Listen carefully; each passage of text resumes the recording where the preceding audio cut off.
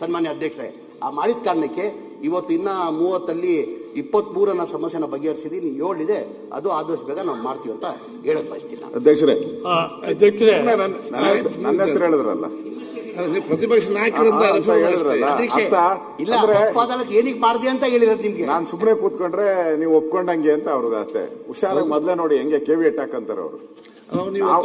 ಒಪ್ಪದೇನು ಅವ್ರು ಹೇಳಿಲ್ಲ ಇಲ್ಲ, ನನ್ ಕಾರಣ ಯಾವ್ದಕ್ಕೋಸ್ಕರ ಹೇಳೋ ಅವಶ್ಯಕತೆ ಇಲ್ಲ. ನಾನು ಸುಮ್ಮನೆ ಕೂತ್ಕೊಂಡ್ರೆ ಅಕ್ಸೆಪ್ಟೆಡ್ ಅಂತಾನೆ ಅರ್ಥ ಅವ್ರದ್ದು. ನಾವು ಅವತ್ತು ಆ ಪ್ರಶ್ನೆ ಅಲ್ಲ. ಈಗ ನನಗೂ ಗೊತ್ತಿದೆ, ಕಲಬುರಗಿ ಈ ಭಾಗದಲ್ಲೆಲ್ಲ ಮುಸಲ್ಮಾನರೇ ಕಬಳಿಕೆ ಮಾಡಿರೋದು, ಅದ್ರದ್ದಲ್ಲ ನಮ್ಮ ಪ್ರಶ್ನೆ. ನಾವು ಈಗ ಚಿಕ್ಕಬಳ್ಳಾಪುರದಲ್ಲಿ ವಿಶ್ವೇಶ್ವರಯ್ಯನವರು ಓದಿದ್ದು ಶಾಲೆನ ನಾನೇ ಹೋಗಿದ್ದೆ, ಅಲ್ಲಿ ಅದನ್ನ ವಕ್ಫ್ ಬೋರ್ಡ್ ಅಂತ ಮಾಡಿದ್ದಾರೆ. ಕೆಲವು ರೈತರು ಉಳುಮೆ ಮಾಡ್ತಾರೆ. ಹಿಂದೆ ಎಲ್ಲ ಏನು ಅಧ್ಯಕ್ಷರೇ, ಈ ದೇವಸ್ಥಾನಗಳು ಜಮೀನಿತ್ತು, ಲಕ್ಷಾಂತರ ಎಕರೆ ದೇವಸ್ಥಾನಗಳು ಮಾನ್ಯ ಜಮೀನಿತ್ತು ಹಿಂದೆ ಮಹಾರಾಜರು ಕೊಟ್ಟಾಗ. ಅದೇನ್ ಮಾತ್ರ ಉಳುಮೆ ಮಾಡ್ತಾ ಇದ್ರು, ಉಳುಮೆವನಿಗೆ ಭೂಮಿ ಅಂತ ಕೊಟ್ಬಿಟ್ರಿ. ಈಗಲೂ ಹಂಗೆ ಏನಾಗಿದೆ, ವಕ್ಫ್ ಬೋರ್ಡ್ ಆಸ್ತಿಗಳು ಕೆಲವರು 60-70 ವರ್ಷದಿಂದ ಉಳುಮೆ ಮಾಡ್ಕೊಂತ ಇದ್ದಾರೆ ಅಪೋಸಿಷನ್ ಅಲ್ಲಿ. ಅದಕ್ಕೆ ನಾನು ಹೇಳ್ತಾ ಇರೋದು, ಅಂತ ಜಮೀನುಗಳನ್ನ ಯಾವುದು ನೀವು ನಿಮ್ಮ ಹಿಡಿತದಲ್ಲಿಲ್ಲ ಅಂತವನ್ನ ಕೊಡ್ರಿ. ರೈತರು ಇದ್ರೆ ಅದು ಯಾರು ಹಿಂದೂ ಇರ್ಲಿ ಮುಸ್ಲಿಂ ಇರ್ಲಿ ಯಾರೇ ಇದ್ಕೊಂಡ್ಲಿ ಕೊಡಿ ಅವ್ರಿಗೆ ಅಷ್ಟೇ. ಹಿಂದೆ ಯಾವ ರೀತಿ ದೇವಸ್ಥಾನಗಳದೆಲ್ಲ ಕೊಟ್ಟರು ಹಾಗೆ ಕೊಟ್ಬಿಡಿ, ಉಳಿದನ್ನ ಉಳಿಸ್ಕೊಡಿ, ಅದಾದ್ರೂ ಉಳಿಯುತ್ತೆ. ಈ ನೀವು ತನಿಖೆ ಮಾಡಿ ಅಂತಾನೆ ಹೇಳ್ತಾ ಇದ್ದೀರಿ. ನಾವು ವಕ್ಫ್ ಬೋರ್ಡ್ ಆಸ್ತಿ ಏನೇನು ಕಬಳಿಕೆ ಆಗಿದೆ ತನಿಖೆ ಮಾಡಿ. ಇಲ್ಲೂ ವಿನ್ಸನ್ ಮ್ಯಾನರೇ ಇಟ್ಕೊಂಡಿದ್ಯಪ್ಪ ನೀನೆ.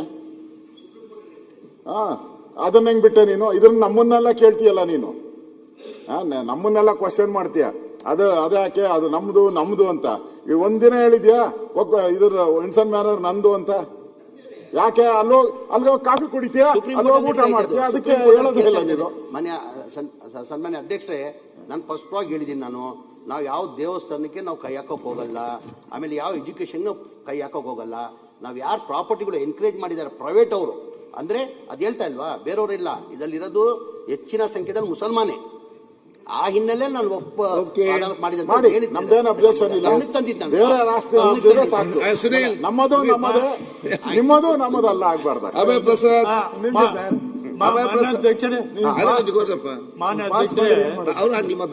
ಈಗ ಸರ್ಕಾರಿ ಬಿಲ್ಡಿಂಗ್ ವಕ್ಫ್ ಪ್ರಾಪರ್ಟಿ ಅಂತ ಬರ್ತಾ ಇದೆ, ಅದಕ್ಕೇನು ಕ್ರಮ ತಗೋತೀರಿ?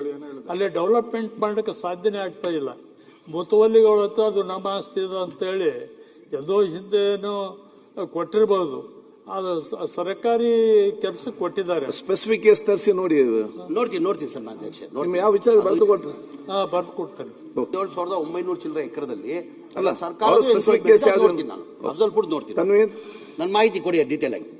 ಮಾನ್ಯ ಸಭಾಧ್ಯಕ್ಷರೇ, ಸಚಿವರು ಹೇಳ್ದಂಗೆ ಇದು ಇನಾಮ್ ಅಬಾಲಿಷನ್ ಆಕ್ಟ್ ಮತ್ತು ಧಾರ್ಮಿಕ ಇನಾಮ್ ಅಬಾಲಿಷನ್ ಆಕ್ಟ್ 1955 ಮತ್ತು 1977 ಬಂದ ಮೇಲೆ ಎಲ್ಲ ಇನಾಮ್ನಲ್ಲಿ ಕೊಟ್ಟಂತ ಹಂಚಿಕೆ ಆದಂತ ಜಮೀನು ಇದು ಸರ್ಕಾರ ಅಂತ ಮಾಡ್ಕೊಂತು.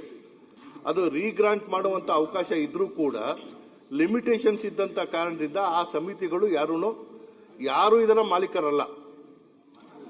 ಬೋರ್ಡ್ಗೆ 1 ಇಂಚ್ ಜಾಗ ಇಲ್ಲ, ಸಚಿವರಿಗೂ ಗೊತ್ತಿದೆ. ಸೊ ಇದರಲ್ಲಿ ಏನಾಗುತ್ತೆ, ಇದನ್ನ ಅನ್ಯ ವಿಚಾರಗಳಿಗೆ ಇದನ್ನ ಬಳಕೆ ಮಾಡ್ಕೊಳಕ್ ಬರಲ್ಲ. ಇದಕ್ಕೇನಾದ್ರು ಸ್ಪಷ್ಟ ರೀತಿಯಲ್ಲಿ ಈಗ ಸಚಿವರು ಅದಕ್ಕೆ ಪಟ್ಟಿ ಮಾಡಿಸ್ತಾ ಇದ್ದಾರೆ. ಇನಾಮ್ ಅಬಾಲಿಷನ್ ಅಲ್ಲಿ ಇದ್ದಿದ್ದು ಈಗ ಪಂಜಾಬ್ ರಾಜ್ಯದಲ್ಲಿ ಇದು ಕೈ ಬಿಡಬೇಕು ಅಂತದ್ದು ಅವ್ರು ತೀರ್ಮಾನ ತಗೊಂಡಿದ್ದಾರೆ. ಸೊ ಅದೇ ರೀತಿಯಲ್ಲಿ ನಮ್ಮ ರಾಜ್ಯದಲ್ಲೂ ಮಾಡುವಂತದಕ್ಕೆ ಇದು ಮಾಡ್ತಾ ಇದ್ದೀವಿ.